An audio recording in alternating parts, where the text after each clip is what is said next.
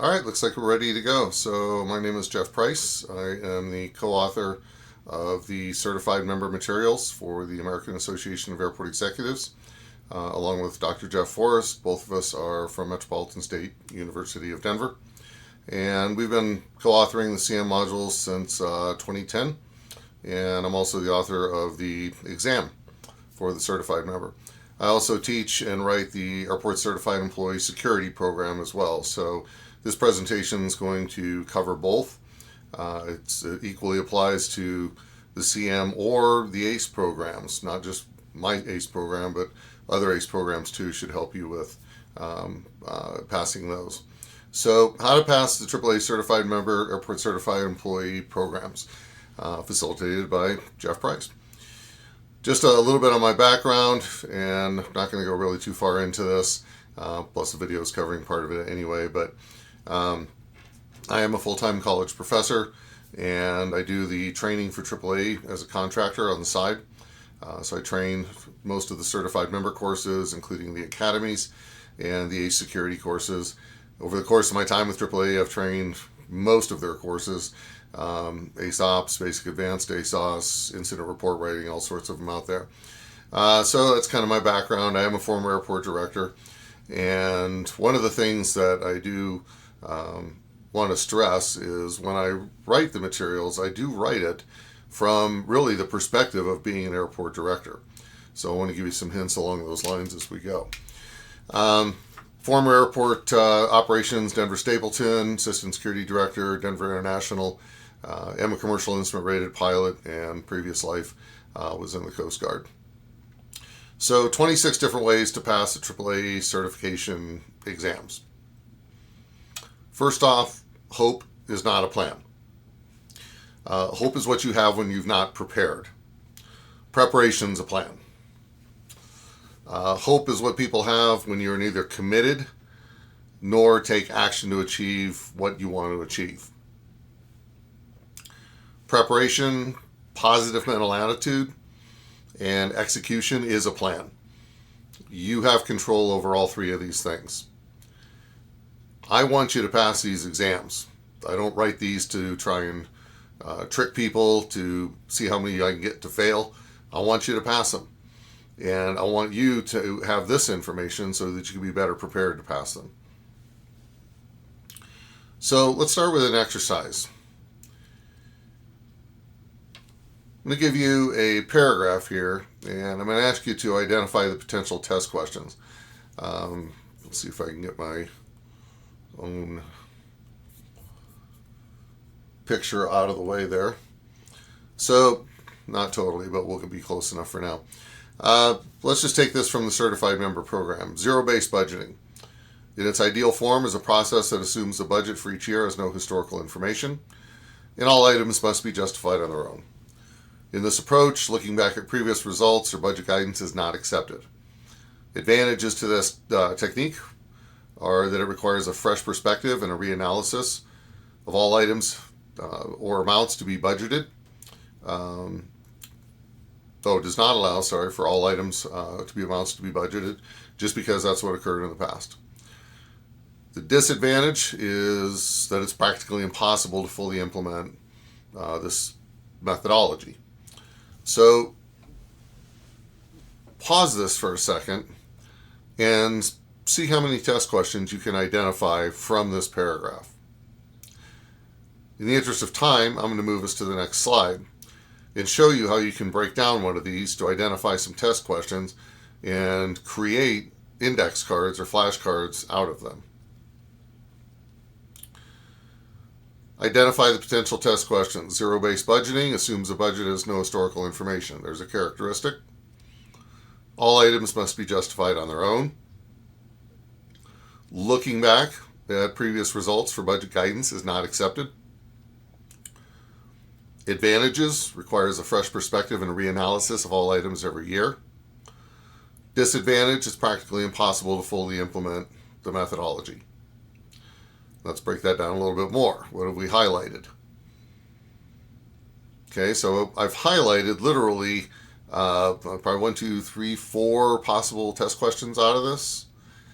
And now I'm getting rid of the extraneous language that doesn't need to be there. Zero-based budgeting assumes the budget has no historical information, all items justified on their own, looking back at previous results, not accepted, so forth. Let's break it down to an outline. So now we've taken this one paragraph and we reverse engineered it. We've broken it down to an outline. Zero-based budgeting assumes the budget has no historical information, justified on their own, looking back at previous results, not accepted. Advantage requires a fresh perspective, reanalysis. Disadvantage, practically impossible to implement. So I'm going to break this down even further. Zero-based budgeting, no historical information. Items must be justified. Previous results not accepted. Advantages, fresh perspective not based on past budgets. Disadvantage, practically impossible.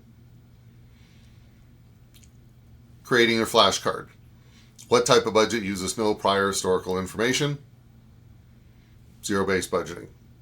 And then you can continue to build on that, because I'm going to ask about advantages and disadvantages in addition to characteristics of zero-based budgeting. Now, I'll give you a paragraph that is full of potential test questions. Not every paragraph is going to have 4 or 5 potential test questions in it. In fact, most paragraphs might have 1 or 2, not that many. And this process does take a little bit of time, but so does the studying. And when we do our CM Academy review courses, they're exactly that, a review. The assumption is made that you have already done the homework ahead of time. So, does this take time? Yeah. Will you get better at that? Yeah. As you go along, you're going to start to see those natural test questions as you go through, and you won't have to go the highlight and the outline and all that other stuff. You'll just start to see them as they pop out. Now take a look at this paragraph. To describe one airport would simply be to describe one airport. Airport operational activities and characteristics vary widely, with some airports focused more on commercial service, some focused on general aviation, still others focused on cargo operations. The variables continue in numerous directions from this point on, but there's enough similarities that a general description of airport operational activities, sorry again for the video covering that, can be identified, particularly if the airports are broken down by further classification. So pause this one and see if you can come up with a test question on this. Just one. Again, in the interest of time, I'm going to move us on. I don't have a test question out of this paragraph. This is what's called a context paragraph. Now, if you came up with one, good for you. I didn't. This is a context paragraph. It's setting you up for the information you're going to need to know moving forward. So in this case, what this is telling me is, oh, we're probably going to talk about different characteristics of airports. That's what we're talking about here. And there's a variety of types of airports. Okay, so what do I need to be paying attention to now? The different types of airports I need to pay attention to and their characteristics. So now this segues me into the stuff that is testable. All right, 26 ways to pass these exams. First way, and the best thing you can do, read the modules. In any of the programs, I know it's a lot of information. Even if you don't totally understand it, get it into your head. Read the modules. Don't look for the shortcuts. I'll mention that later. Don't look for, there's Quizlet.com, Cram.com. There's a whole bunch of information out there. Don't spend more time looking for shortcuts than you do actually reading the material. Number one thing you can do is read the modules. Again, even if you don't totally understand it, just get through them. And use tools as you go along. And I'll mention some of that as we go. But what has been the consistency, the number one thing people can do to pass these exams is literally read the modules. Number two is have a plan. Start reading as soon as you get the information, just to get yourself immersed in that. Come up with a schedule study, times that you would have a block of time that you would schedule as if it was an important meeting that you could not miss, and make the commitment to study during those times. Get your study materials ready. highlighters, word processor or pens, whatever you're going to use to take notes with. Any of that material you need. Obviously the modules. By the way, when those modules get sent out, many times there's supplemental information that goes along with it. So make sure you open those. Sometimes there's an errata or additional information or practice questions or study guides that go along with it. So check those emails. Don't just dismiss them when they're coming from AAAE. See what those attachments are. It might be providing you valuable information. Read with intent. Give yourself context. And this, what I mean by this is if you just read something to read it, there's really nothing stuck in the brain. If you read it with the intent or given a context, what if you had to brief or teach this information to somebody else? Now, how would you read that material? So I was in an experience in my life one time where I had to learn as much as I could about the airport master plan in a week and be able to brief it. If anybody's ever seen the master plan advisory circular, it's about 300 pages long. And I had to condense that enough so I could give it in a 20-minute presentation and be able to answer questions about the process. So when I read that with that intent, I very much had a better retention of the information because I was giving myself a reason to do all of this. So read with context, read with intent. How would you brief this or teach this to somebody else? Make flashcards. Flashcards used because they work. It's the best way to memorize rote knowledge, particularly in a short period of time. I've seen this when I was in the military. You'll notice all the students walking around because they all have stacks of flashcards of stuff that they're trying to memorize. Make flashcards, use flashcards. You can use old school index cards if you want, or you can use the flashcard apps. The benefit is if you're going to write your index cards out or your flashcards, there's a higher retention by handwriting that information. But if you decide to type the information into one of the flashcard apps, you can get it done faster. And also it will move through the material and not give you as many questions of stuff that you already know. Now, you can do that with the manual flashcards as well, but it really comes down to what you have time for and your personal preference. Avoid shortcuts. Look, Quizlet.com, all those flashcard apps, great for creating flashcards, but don't rely on somebody else's work. I've seen questions out there from past exams. I've seen first the exam, those cards may be from outdated exam information or outdated module information. I saw one group that was passing around a practice exam, literally a practice test. AAA has not published those since about 2009, I think. A lot of times what people will do is they'll take the CM class, they'll write down the practice questions from the class, they'll write down the Jeopardy practice questions, and they'll assume that I've got it down. Why? Because I've got the practice questions from the class, so I've got everything I need. No, you don't. There's no possible way we could put all those questions in a week-long course. There's way too many in the database. So you fool yourself thinking that, okay, I've got this down, I won't have to study anymore. No. Too often I've seen people spend more time looking for the shortcuts than actually studying the material, and those people don't pass.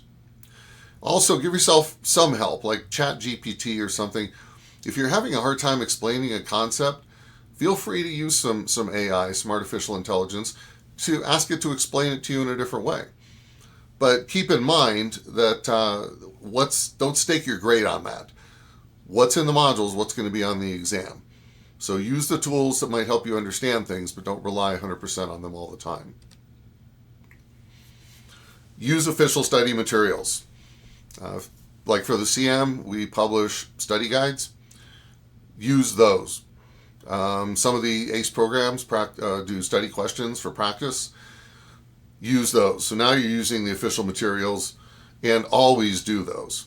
There's a reason we publish them, so do those. Reason number 8, study groups. Look, some people are better in study groups than others. If studying in a group is your thing, go for it. If not, if you find that's not helpful for you, don't feel the need to push yourself and do that. You can best decide as to whether you should be in a study group or not. What else did I have to say about that? Okay. Teach to learn. This is a process we use in class where I'll give 15 to 20 minutes of information to the class through presentation, and then we'll have the people at each table, because the tables are set up, at least in my classes, in pod style. We'll have one person at each table go back through the workbook and just go through the workbook without digging into all of the details of the materials, and talk through that back to the rest of their team in a very shortened version, 5-6 minutes just to talk through it. We always learn more when we teach, so that's actually, if you're not whether you are or aren't like to study in groups, that's a good way to study in groups, is you can ask each other questions and stuff, but if you're going to do the group study, assign people certain areas and have them bring that to the table and teach it. So we simulate this in class in short periods of time. If you have time in advance to do study groups and you've got a couple weeks or months, that's a good way to do this. We always learn more when we teach. Anytime you can incorporate that, definitely do so. If you can at all possibly do it, take the class. The CM class, the ACE classes, you'll learn what's important and not just what's context. And let me get my notes here so I'll make sure I don't miss anything. You'll have plain language explanations of the material. There'll be analogies, there'll be stories to try and make the concepts easier to understand. So if you can take the class, take the class. But if you take the class, make sure you read the materials first, or get through them as much as you can. The class is not a substitute for reading the materials. Study daily, even if it's a quick flashcard review. Keep your flashcards, your flashcard app nearby. Flip through them during your downtime while you're waiting in line at Starbucks, you're waiting for a meeting to start, whatever. Keep that information fresh in your mind. Especially as you get farther along through those modules, the earlier stuff you read, it's going to start to, the retention's going to start to drop off. So make sure you're keeping those up to date. Study the materials intermittently, which may sound a little contrary to what I just told you. What I mean by this is study one section one day, then another section another day. A couple of days later, revisit that first section again. So it's my master's degrees in adult education, curriculum, and instruction design. There's some teaching philosophy and pedagogy that goes on behind the scenes. I don't want to get into all that explanation, but this sort of intermittent refresher of information is going to help you out tremendously. Think like your teacher or course developer. So read with perspective as if you're the one creating the exam. Most questions come along the lines of who, what, when, where, why, how.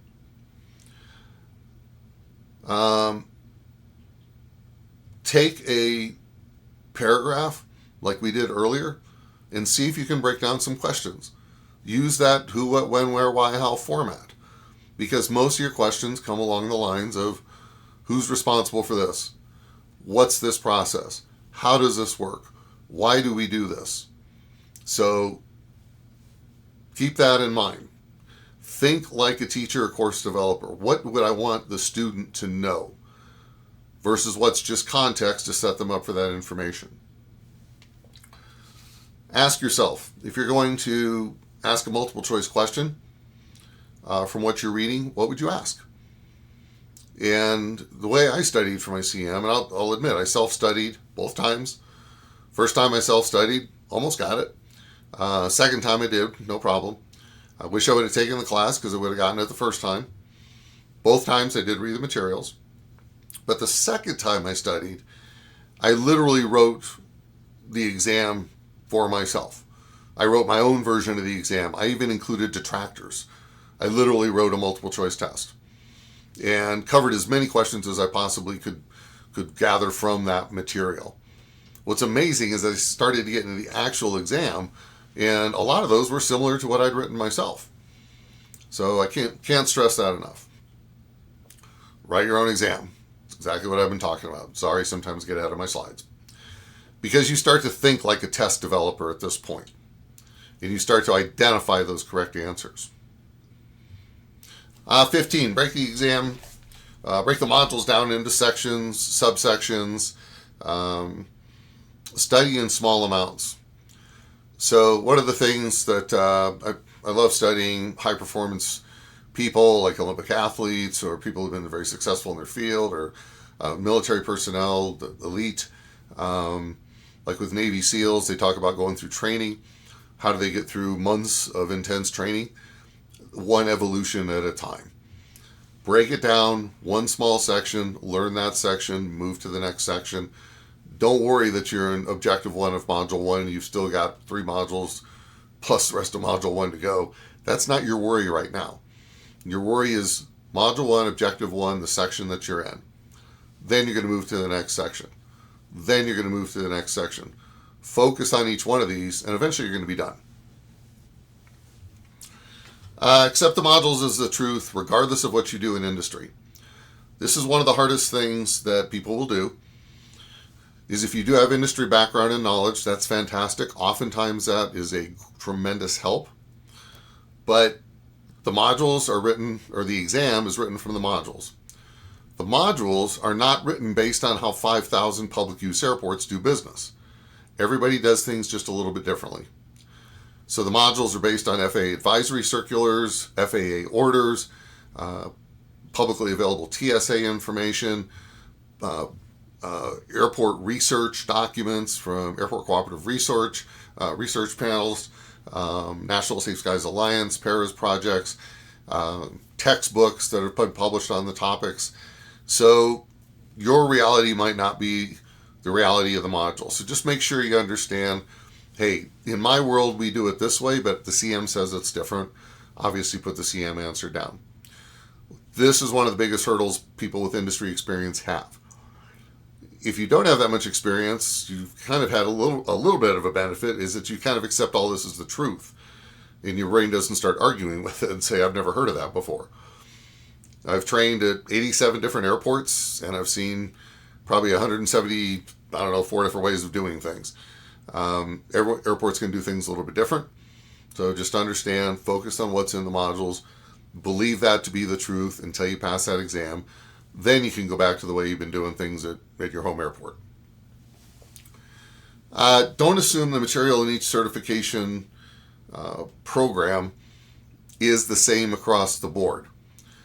The ACE programs are written from a variety of different instructors, and then the CM, of course, written by myself and Dr. Forrest. And we all focus on different things. We all draw from usually the same knowledge bases, but we try. We do check each other's information from time to time, and I tend to vet a lot of those programs as well. But sometimes people want to emphasize one thing over another. So just because you did well at ACE Ops doesn't mean don't read the CM Ops section. There might be some distinctions, there might be some differences. Maybe the CM or ACE Ops got updated since the last document was published. So don't make those assumptions. Understand each instructor writes questions differently and tests on different information. So whatever class you took before with a different instructor, understand another instructor is going to take things from a little bit different perspective. And that's just like high school or college or anything. Everyone has their own kind of perspective on how things are going to go. Number 19, check the module truth against your truth. This kind of speaks to what I mentioned earlier about assuming that the module material matches your real world, or vice versa, assuming your real world is on the exam. If you're an expert in one area, like you're an expert in planning, and you're in the CM planning section, a lot of it should look familiar to you. If it doesn't, I haven't done my job right. But understand that, okay, I've kind of got this. Let me just check it to see if there's anything inconsistent with what I know to be true in industry. Then let me move on to some of these other areas where I don't have as much experience. So make sure you're assuming that, or not assuming that module truth and your truth are going to be the same thing.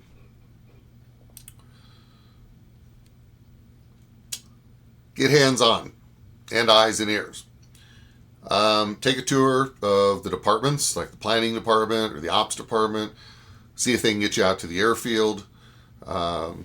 Spend a day with somebody from some of the different departments, like public relations or something along those lines, just so that you'll have a more rounded understanding of the material overall. Number 21, talk to others that have taken the exams.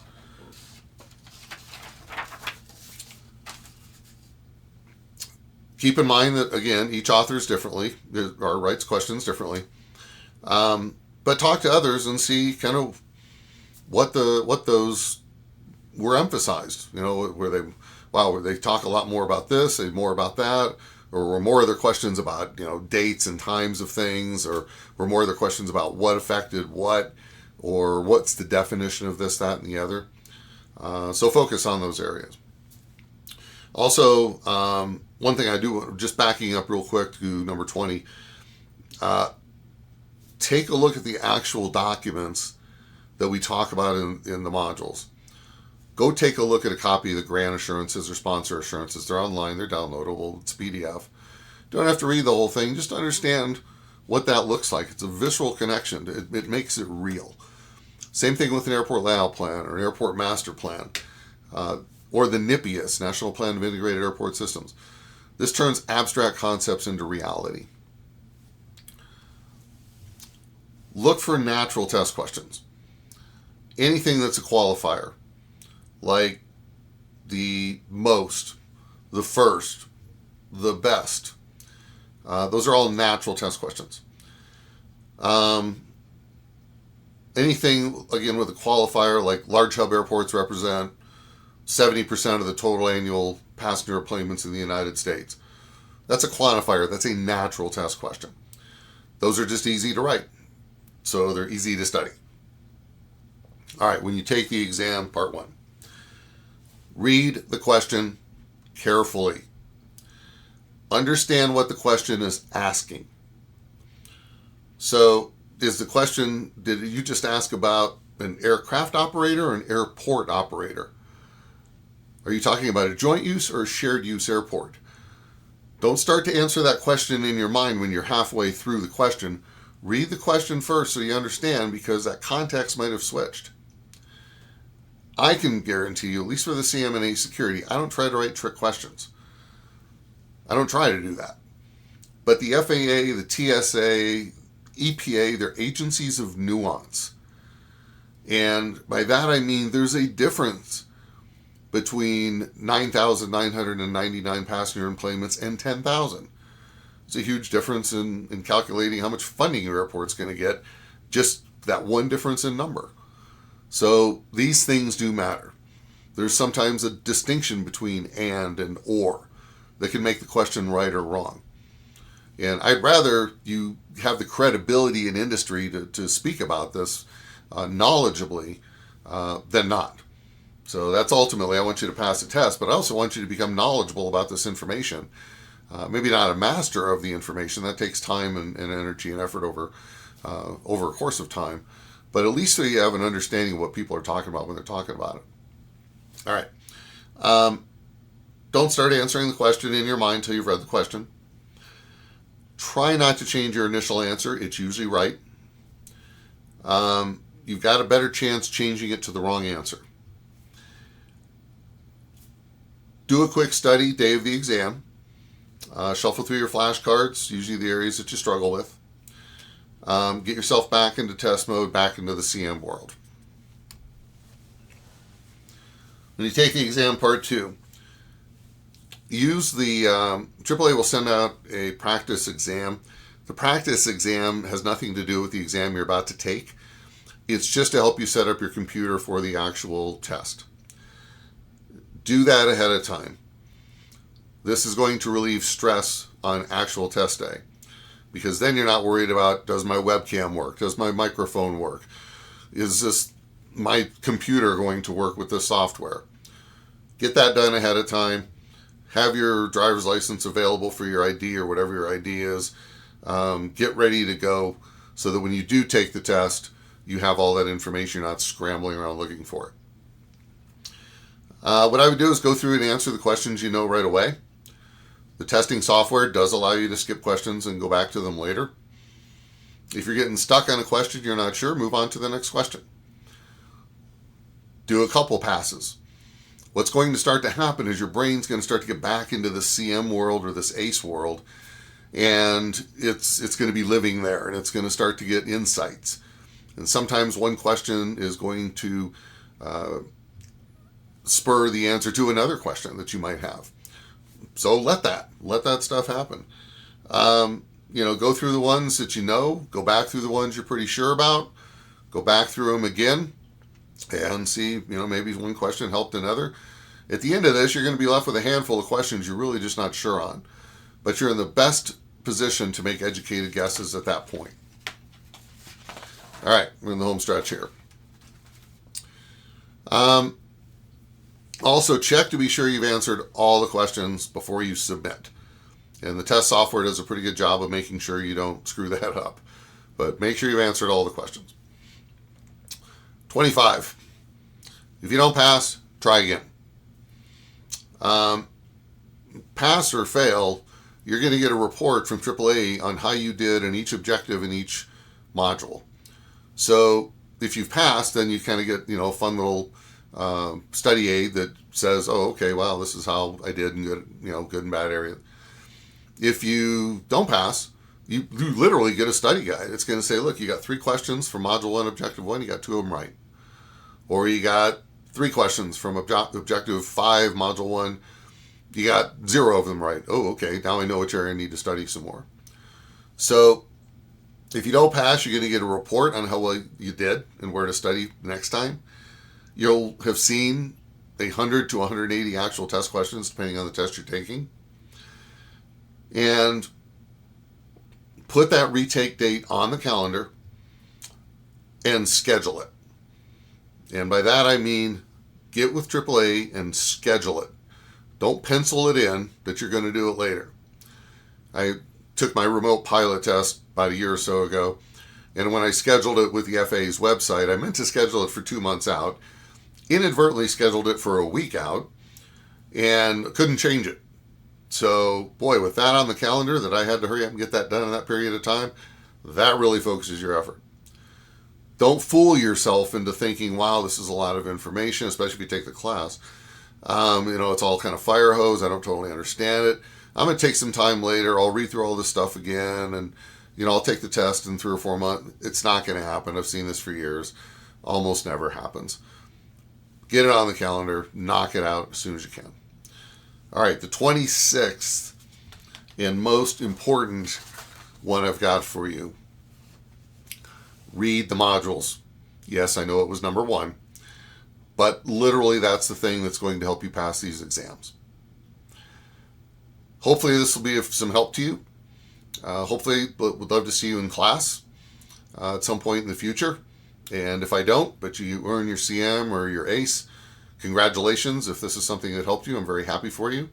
Otherwise, again, hope to see you in class. If there's anything that you have questions on, I'm pretty easy to find on the internet. Just type Jeff Price Aviation, and my website, Leading Edge Strategies, will come up. My email's on there, and happy to go from there.